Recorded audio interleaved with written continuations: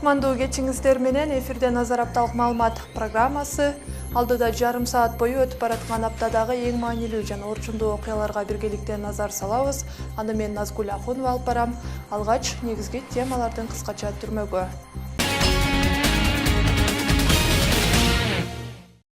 Авиа кырсык чыгымдарын түрк компаниясы төлөп берет. Мындай талап менен өкмөт Туркияга расмий билдирди. Эми башка диний агымды тутунгандар үчүн өзүнчө көрүстөн каралышы мүмкүн. Маркумду көмүдөгү чырды токтотуу үчүн колдонмо даярдалды. Көрүстөнгө койгонго мындай тоскоолдук кылып ошондой маселелер көп учурап келген. Мамлекеттик ипотекалык насыя бардык жарандарга берилиши мүмкүн, эгер Германия өнүктүрүү фонду менен макулдашуу түзүлсө. Быйыл Ош шаарынын бюджети 200 миллион сомго азгаралды. Кыскаруунун негизинде мекеме ишканаларда акча тартыштыгы жаралбайбы? Бюджеттен 200 миллион сомго да колдоо көрсөтүлөт деп биз атайын каттарын көрдүк. Ошто быйыл пахтанын аянты 1000 гектарга кеңейтилет. Бул былтыркыга салыштырмалуу 2 эсе көп. Мен ойлойм, быйыл деле ошол Россияга, Турция дагы башка мамлекеттерге экспорттолду деген ойдобуз.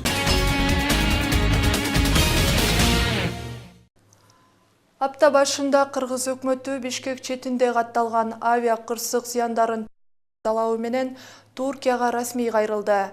Жөнөтүлгөн катта кыйраган учактын кожоюну ACT аба жолдору жабыркагандарга компенсация төлөп берүү милдеттендирилген. Эсептөөлөр боюнча материалдык зыяндын суммасы 195 миллион сомду түзөт. Өкмөттөн түзүлгөн комиссия материалдык адамдардын ден соолугуна жана өзгөчө кырдаалдар министрлигинен кеткен чыгымдарды толук кандуу кошкон. Азырынча Туркиядан расмий жооп боло элек, бирок каргашалуу апат катталган учурда ACT компаниясы жабыркагандарга кенемте төлөп берет деп убада кылган. Андан бери 1 айдан ашык убакыт өттү. Ошентсе да вице-премьер-министр Мукаммедкалый Абулгазиев түрк тарап тийиштүү көмөк көрсөтүүгө жана катыбызды иликтеп чыгууга даяр экенин билдирген. Ал ортодо дача суулуктар башка жака көчүү талабын күчүндө калтырып жатышат. Кененирээк жеринен кабарчыбыз Гүлзара Бакаева баяндасын. Бул учурда дача суу айылынын тургундары конушту которуу ниеттеринен кайтыша элек. Коңшу айылдан жер берип, турак жай салууга материалдык жардам талап кылышууда. Анткени учак кырсыгы көпчүлүктүн жүрөгүшүн алып, айылдын көркү кеткен. Өкмөткө биздин кайрылганыбыз эле бизди ушул жерден компенсация берип алып чыгып кетсе, кетип калсак деген деле оюбуз бар. Бу жерде балдарыбыздын келечеги жок.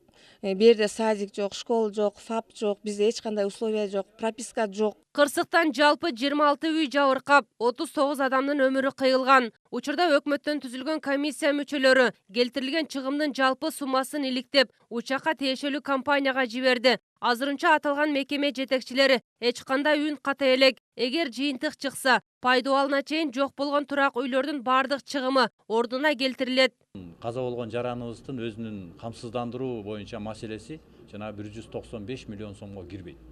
Дачалыктардын азырынча курсагы ток, тынымсыз жардам келип, тамак-аш маселеси чечилген. Буга ар бир көчөдөн бирден мүчө чыгып, калыс бөлүштүрүп берүү маселесин колго алышкан. Жер берип, кичине компенсация төлөп берсе, элдер эптеп өзүнүн тиричилигинин тамын салып эптеп аракетин кылат. Бул учурда өзгөчө кырдаалдар министрлигинин капчыгына 90 миллион сомго жакын каражат түштү. Бул мамлекеттик кызматкерлердин бир күндүк маянасы, ишкер жана пенсия курагындагы кайрымдуу адамдардан келген колдоо. Мындан улам өкмөт жакындан айрылып, турагы жок калгандар мамлекеттик казынадан камсыз болот деп ишендирет. Жабыркаган жарандарыбызга жардам берүү, каза болгон жарандарыбызга, жетим калган балдарыбызга ошолорду үйлүү жайлуу кылуу боюнча биринчи маселе. Биз аны мындай сиздер менен, ошол жердеги жамаат менен, каза болгондордун туугандары менен, жана мамлекеттик органдагы жана башка адистер менен кеңешип, анан өкмөттүк комиссиянын алкагында мамлекеттин башчысы менен кеңешип туруп, анан чогуу чечип, анан жарыялайбыз. Дача сулуктар күнүмдүк колдоо керек эмес дешет. Азыртан мектеп, бала бакча жана үй бүлөлүк дарыгерлер борборлоруна жакын жайга көчүп, коркунучтан кутулууну каалашат. Анткени мындай кырсык кайталанышына эч ким кепилдик бербейт. Мындан улам мамлекет аталган айылдын ишин тыкыр иликтеп, жыйынтыгын тездетүүнү өтүнүшөт. Гүлзара Бакаева, Жээнбек Сагыналиев, Ынтымак, Чүй облусу. Эми Кыргызстанда мамлекеттик ипотекалык насыяны бардык жарандар алышы мүмкүн. Эгер Германия өнүктүрүү фонду менен март айында келишим түзүлүп, 11 миллион евро Кыргызстандын казынасына түшсө, каражаттын 10 миллион 500 миң евросу ипотекалык насыяга берилип, жарандарга мүмкүнчүлүк түзүлөт. Бирок буга Бишкек жана Ош шаарлары кирбейт. Бюджетте иштебегендерге карыз берүү жагы азыркы механизмдер менен эле жөндөлөт, бирок жараян узакка созулат. Себеби каражаттын атайжалуу пайдалануу боюнча текшерүүлөр өтөт. Жыл ортолоп калганда ипотекалык программа боюнча каалаган жарандардын баарына насыя берилиши күтүлүүдө. Учурда акчаны бюджетке түшүрүү боюнча эки тарап сүйлөшүүлөрдү жүргүзүп, механизмдери иштелип жатат. Мамлекеттик ипотекалык компаниянын мүмкүнчүлүктөрү кеңейет. Март айында Германия өнүктүрүү фонду менен 11 миллион евро келишим түзүлүп, анын 10 миллион 500 миңи ипотекалык насыяга берилет. Эгер ишке ашса, бардык жарандар ипотекалык насыя алса болот. Бирок үстөгү 10 же 12% өлчөмүн түзөт. 10,5 миллион евронун суммасында келет. Буюрса 500 миллион сом 500 миң евро болсо техникалык жардамга. Ипотекалык насыя берүүчүлөр эки механизм менен иштеп жатышат. Алгаш жаран өз мүмкүнчүлүгүнө жараша турак жай сатып алып, пайдубалын тургузса, насыяны 14% менен алат. Ал эми курулуш ортолгондо пайыздын көлөмүн төмөндөп, 10% түзөт. Насыянын максималдуу көрсөткүчү 3 миллион сомго жетип, кайтаруу мөөнөтү 15 жыл.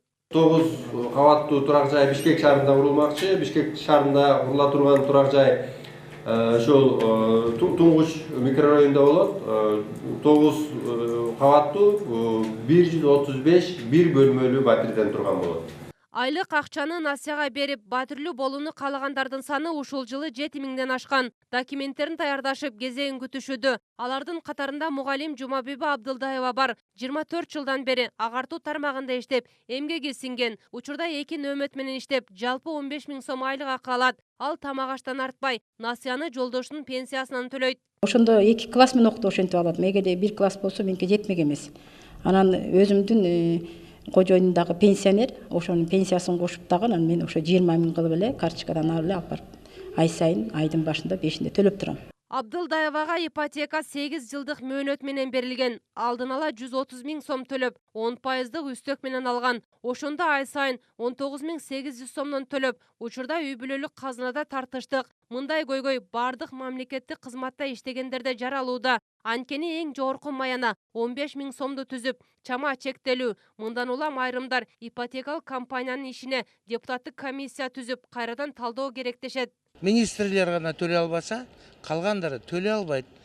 Булардын айлыгы бар болгону 20 миң сом. Бул ошол эле баягы коррупциялык иштер менен алектенгендер мына ошолор төлөй алат. Бакетаевдин айтуусунда ипотека берүү ишинде жеңичинен иш жүрүп жатат. Анткени берилген сумма мамлекеттик кызматкерлердин шартына ылайыкташкан эмес. Ошондуктан көзөмөлдү күчөтүп, компаниянын насыя берүү механизмин кайра карап чыгуу талап. Бул учурда мамлекеттик ипотекалык компания Баткен, Жалал-Абад жана Нарын облустарына 5 кабаттуу үйлөрдү куруу долбоорун иштеп чыгып, сынак жарыялоо алдында.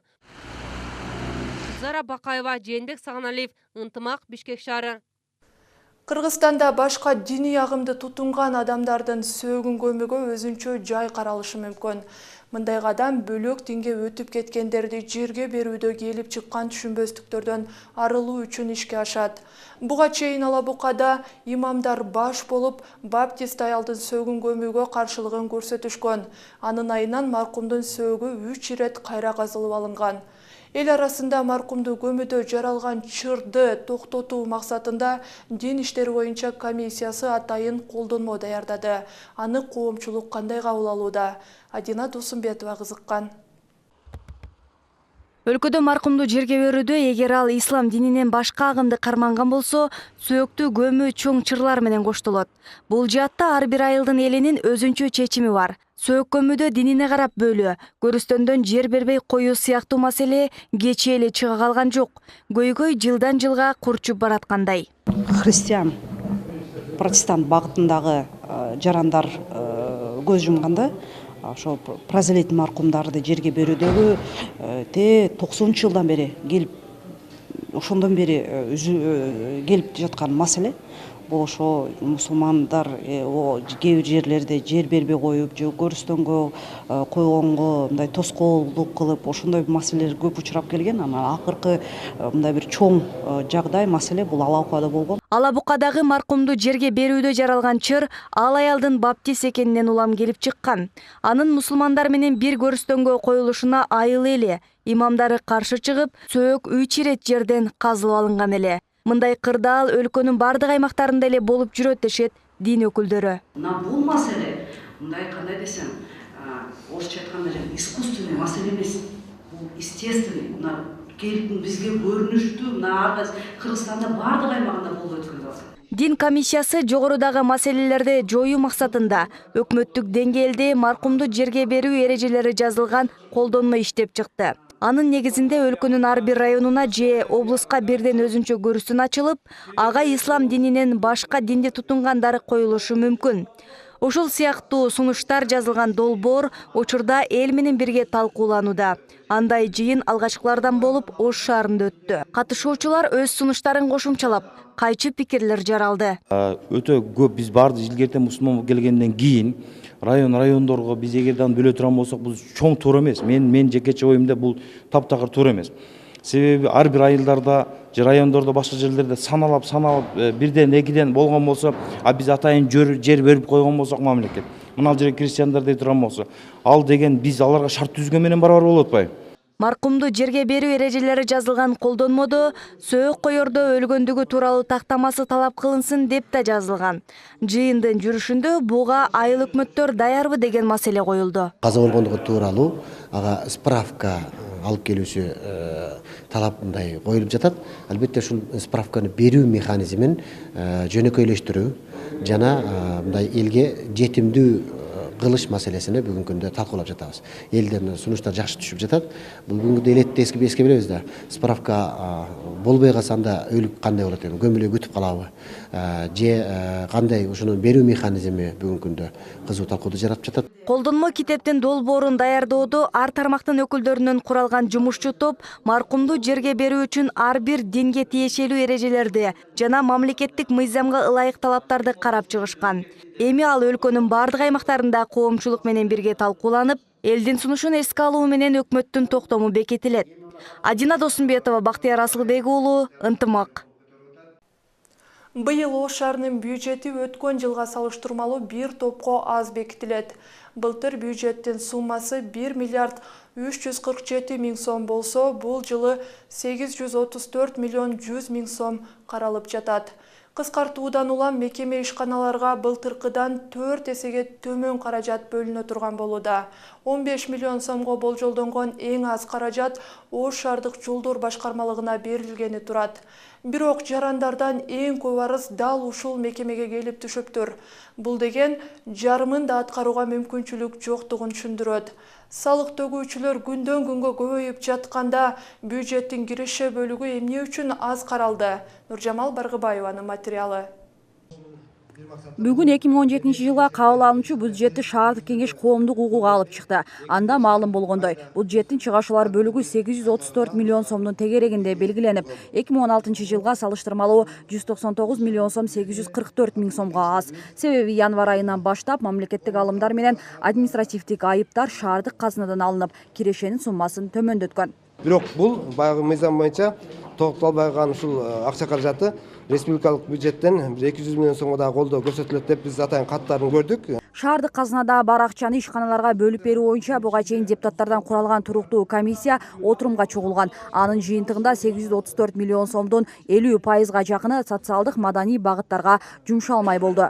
Билим берүү тармагына 316 миллион 926 миң сом, турак жай жана коммуналдык кызмат көрсөтүүлөргө 245 миллион 185 миң сом, маданият жана спорт тармактарына 69 миллион 563 миң сом, социалдык жактан коргоо тармагына 24 миллион 115 миң сом, капиталдык курулуш тармагына 15 миллион 350 сом, жол оңдоо жана куруу үчүн 15 миллион сом бөлүнөт. Ошондо эң көп каражат билим берүү тармагына жумшалганы турат. Берилип жаткан 316 миллион сомдон ашык каражат негизинен кароосуз калган балдар үйлөрүнө, окуучулардын тамак ашына керектелет. Ошондой эле Ош шаардык билим берүү башкармалыгынын кызматкерлеринин айлык маянасы дагы шаардык бюджетке көз каранды. Андан тышкары азыр өзүңүздөр көрүп атасыңар, айнектердин бардыгы заман болуп пластикалык айнектерге өтүп атат. Ушулар кирген ичинде. Шунун бардыгында кыскасы камтылганда.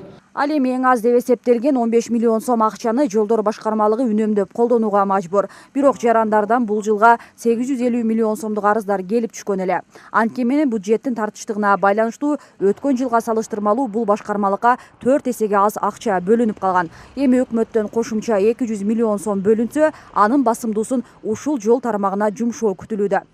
Кудай буюрса республиканский жактан бюджеттен дагы каралган акчалар бар. Шаардын бюджетинен тышкары курулуш эч качан токтобойт, Кудай буюрса. Алар баары жүрөт. Жарандык коом өкүлдөрү болсо өнүктүрүүгө багытталган акчалардын аздыгын сынга алышты. Маселен, ошол эле жолдор башкармалыгына жана турак жай, коммуналдык кызматтарга жакшылап көңүл бурбаса, адамдарга кооптуулукту жаратат дешет. Себеби үйлөрдүн чатырларын оңдоо, унаалардын жүрүүсүнө коркунуч жараткан жолдорду калыбына келтирүү сыяктуу аткаруучу иштер аталган бөлүмдөрдө гана каралган. Мындан улам бюджеттин кирешесин арттырууну ойлонууга мезгил келди, дейт Гүлгакы Мамасалиева. Тилге каршы Ош шаарынын муниципалдык реестрі жок, акылуу кызматтар боюнча ал иштелип чыга элек. Ошону иштесе дагы мен ойлойм, ошо киреше булагы кеңейет болуш керек. Азыр ушул муниципалдык ишканалар менен жана ошо парковка боюнча тыгыз иштеп, киреше булагын көбөйткөнү аракет кылышыбыз керек. Коомдук угууда дагы көпчүлүк жарандар коммуналдык кызматтар тууралуу сунуштарын ортого салышты. Ошондой эле өткөн жылы оңдолбой калып кеткен көчөлөр качан асфальтталарына кызыгышты. Эми шаардык кеңештин курамы жарандардан түшкөн сунуштардын негизинде 2017 жылга бюджетти бекитип берет. Нуржамал Баргыбаева, Азам Бузриков, Ынтымак. Жалал-Абад шаардык кеңешинин көпчүлүк коалициясы БШКга кайрылат. Себеби депутаттар 4-ирет сессияга чогула алышкан жок. Элдеше албаган эл өкүлдөрүнүн айынан шаардын бюджетин бекитүү да кечеңдеп жатат. Ал арада саясат таануучулар депутаттардын саясий оюнунун айынан быйылкыга пландалган иштер бүтпөй калышы мүмкүндүгүн кулак кагыш кылышат. Мындайда иш шартка кетип, шаардык кеңештин жаңы чакырылышы да тароо ыктымалы жаралат. Депутаттардын чыры ыдыроо менен аякташы мүмкүнбү? Кылымжан Азамат кызы иликтеген.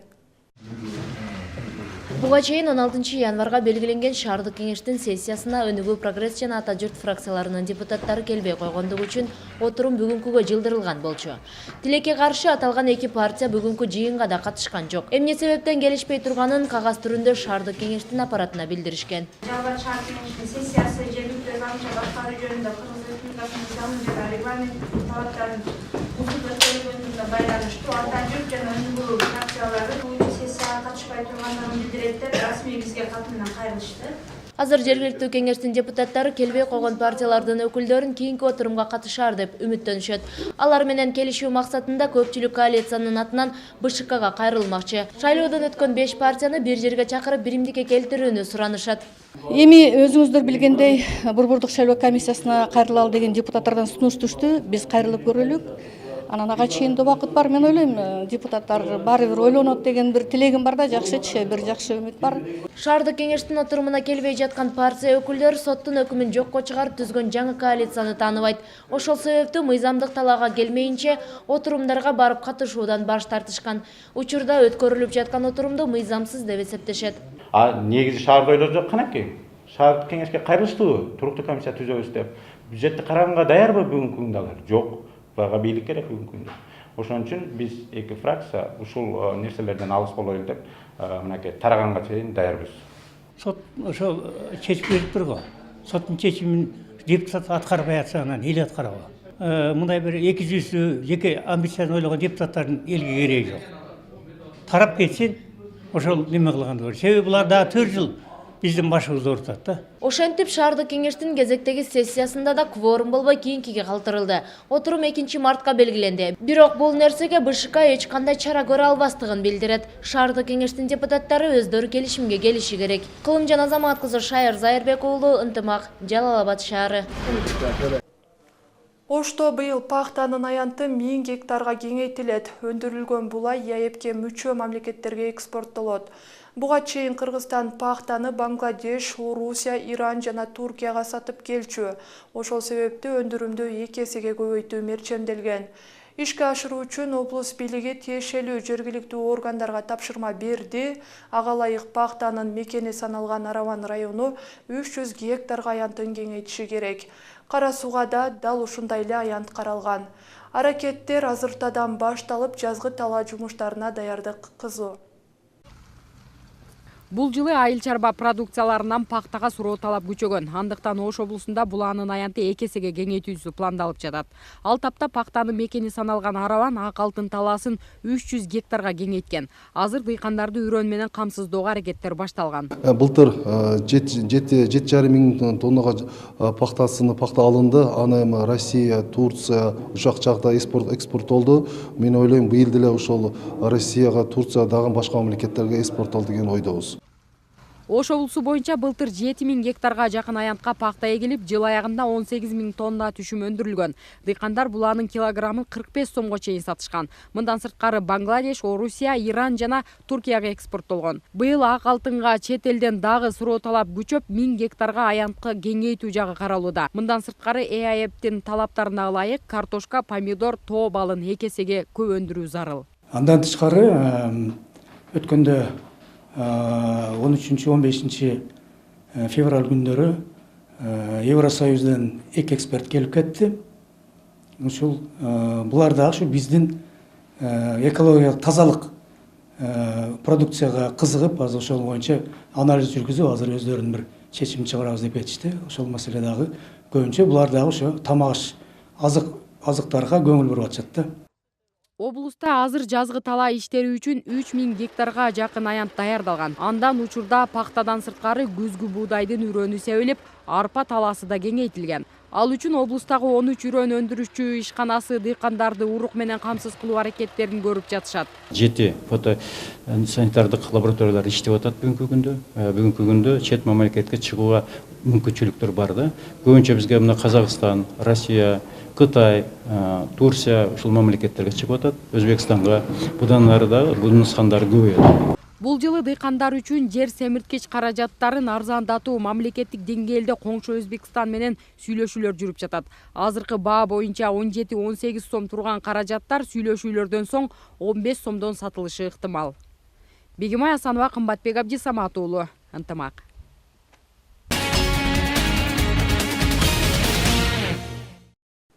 Чыгарылышыбызды эл аралык жаңылыктар менен улантабыз. Кытайда куш тумоосу коркунуч жаратып жатат. Өткөн айда вирустан 80ге жакын киши каза болгону белгиленүүдө. Бирок адистер оорудан ажал тапкандардын саны андан да көп болушу мүмкүн деп жатышат.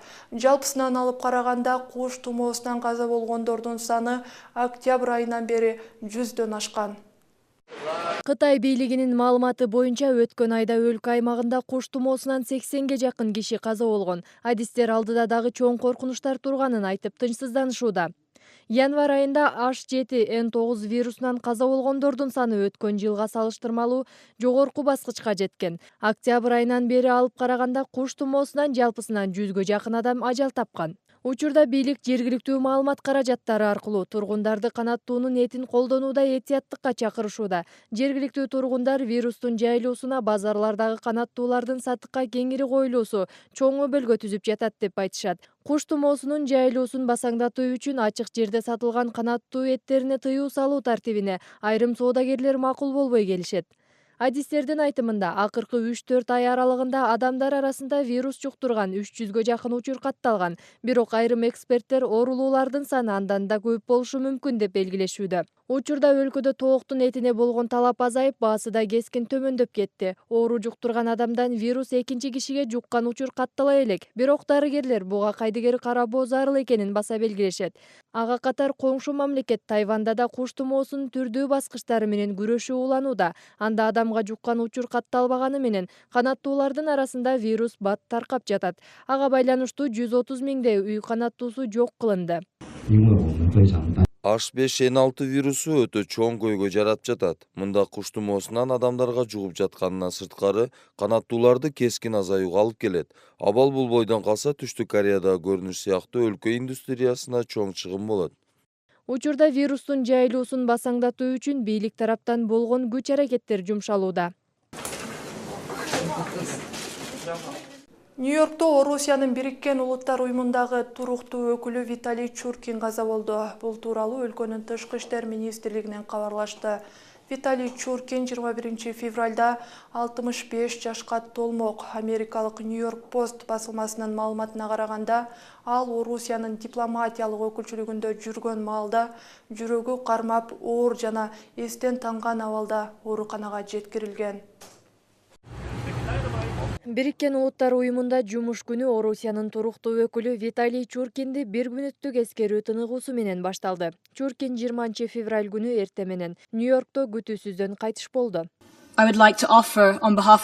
Биздин жамааттын атынан Орусия бийлигине жана маркумдун жакындарына терең кайгыруу менен көңүл айтамын.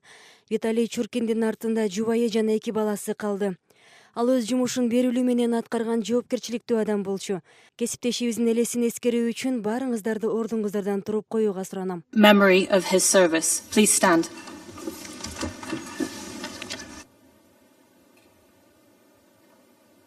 Маалым болгондой, Виталий Чуркин эртең менен жумуш ордунда өзүн жаман сезип, эсин жоготкон. Андан соң ооруканада жан бергени айтылууда. Ишкердин өлүмүнүн так себеби айтыла элек, бирок айрым маалыматтарга караганда Чуркин жүрөгү кармап каза болгон. Виталий Чуркин Орусиянын Бириккен Улуттар уюмундагы жана Бириккен Улуттар уюмунун алдындагы Коопсуздук кеңешиндеги туруктуу өкүлү болуп 2006 жылдан бери иштеп келген. Белгилей кетсек, ал бүгүн 21 февралда 65 жашка толмок.